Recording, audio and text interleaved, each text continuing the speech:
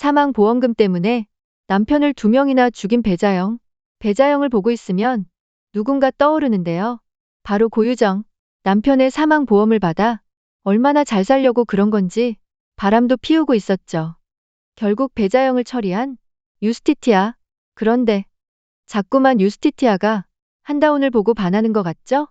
사실 악마는 사랑의 감정을 느끼게 되면 배신으로 인해 죽게 된다고 하는데요. 결국 사회 끝에는 심장을 부여잡고 쓰러졌죠. 그리고 이 두 사람을 보고 둘이 붙어 있으면 둘 중 하나는 죽는다는 말을 하는 황천빌라의 할머니. 이 할머니 왜인지 다운과 관계가 있을 것 같은데요. 신적인 존재로 보자면 혹시 다운을 점지해준 삼신 할머니로 그동안 다운을 지켜주고 있던 건 아닐까요? 이건 역시도 판타지다 보니 충분히 가능성이 있지 않을까 싶어요. 드라마 도깨비에서도 삼신 할머니를 도깨비나 저승사자가 알아보지 못했었으니까 악마인 유스티티아도 삼신 할머니의 존재는 알고 있으나 그게 그 할머니임은 알지 못할 것 같아요.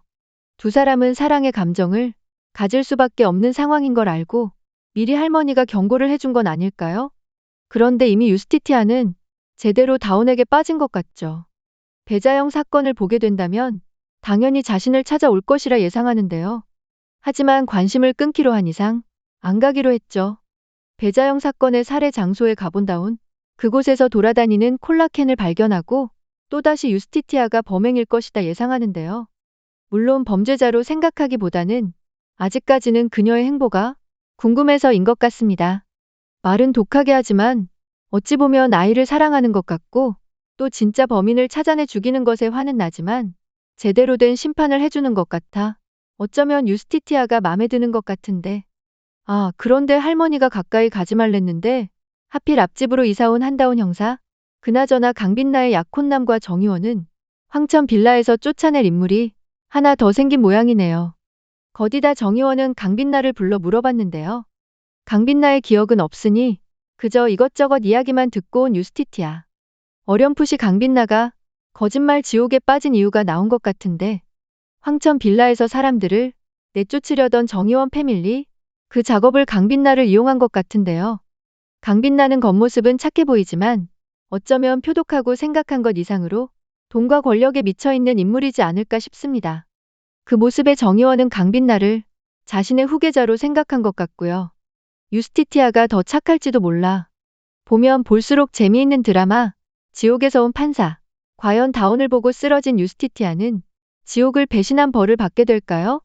아, 그리고 미스터리 연쇄살인마 제이. 저 왠지 감이 왔거든요. 바로 김소영 팀장의 남편이지 않을까 싶은데요. 일단 드라마에서 너무 착해. 왜 착하지, 왜 저렇게 다정하지 싶은데.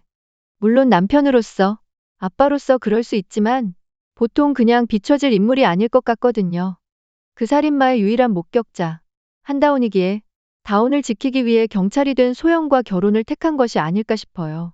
두 사람 모두를 지켜보기 위해서요. 말하면서도 소름이 돋는 전개이네요. 과연 살인마 제이는 누구일지, 그리고 황천빌라 할머니의 진짜 말뜻은 뭘지, 비삼광은 또 다른 뇌피셜로 찾아뵙겠습니다. 오늘도 재미있게 보셨다면 좋아요, 구독 부탁드립니다.